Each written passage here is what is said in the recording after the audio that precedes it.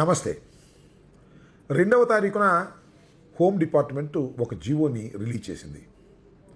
అదే జీవోని 3వ తారీఖున రద్దు చేస్తూ మరొక జీవో రిలీజ్ చేశారు. చిత్రంగా ఉంది కదా. చంద్రబాబు నాయుడు గారి కూటమి ప్రభుత్వంలో ఇచ్చిన జీవోని 24 గంటల లోపులే రద్దు చేస్తూ మరొక జీవో ఇచ్చారు. ఏమిటి దీని కథ కమామేష? చంద్రబాబు నాయుడు గారు చెప్పాల్సినటువంటి అవసరం ఉంది. ఆ జీవో ఏమిటంటే, ఈ జీవో ఆర్టీ నెంబర్ 852.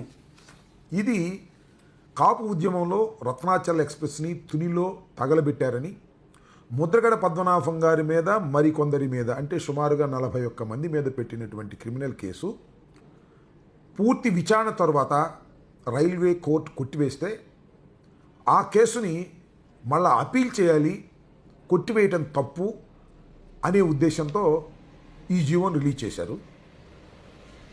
అపీల్ చేయాల్సిన సమయం అయిపోయింది కాబట్టి ఆ డిలేను కూడా కన్ఫర్మ్ చేస్తూ పిటిషన్ వేసి దీన్ని హైకోర్టులో మళ్ళా విచారణ జరిపి అపీల్లో వాళ్ళు కింది కోర్టులో తప్పుకుపోయారు, పై కోర్టులో వారికి శిక్షలు పడే విధంగా చేయాలి అని రిలీజ్ చేసినటువంటి జీవో. ఈ జీవో రిలీజ్ అయిన మరుసటి రోజే మేమందరం పెద్ద ఎత్తున విమర్శ చేశాం. సాక్షులు అయితే ఫ్రంట్ పేజీలో వచ్చింది.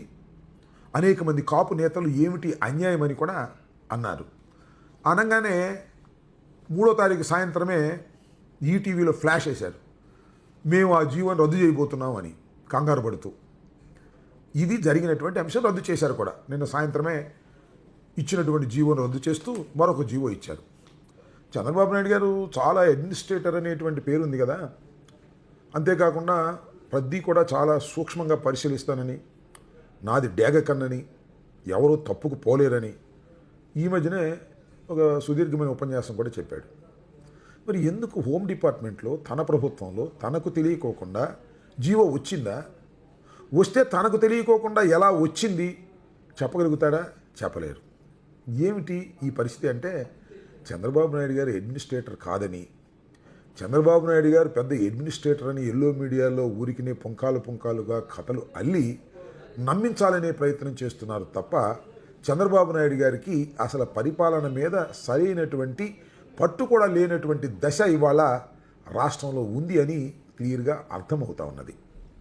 నిజానికి ఇది ఎందుకు ఇలా జరిగింది అనే దాని మీద చిన్న పరిశీలన చేయాలి, చర్చ చేయాలి. సరే, అధికార పార్టీ దీని గురించి పట్టించుకోదనుకోండి, జీవో ఇచ్చేసాం, ఆ జీవోని మార్చేసి మళ్ళీ జీవో ఇచ్చాం కాబట్టి ఇక సర్దుకుంటుందిలే అని అనుకుంటారు. కానీ అసలు మొదటి జీవో ఎందుకు వచ్చింది? ఇది నాకున్న సమాచారం.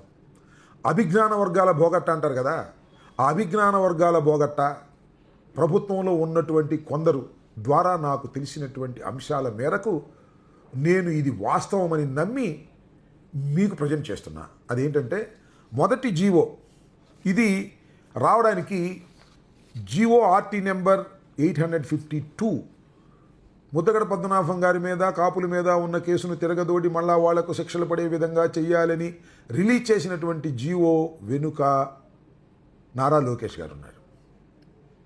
ఎందుకంటే నారా లోకేష్ గారు మొట్టమొదటి నుంచి కూడా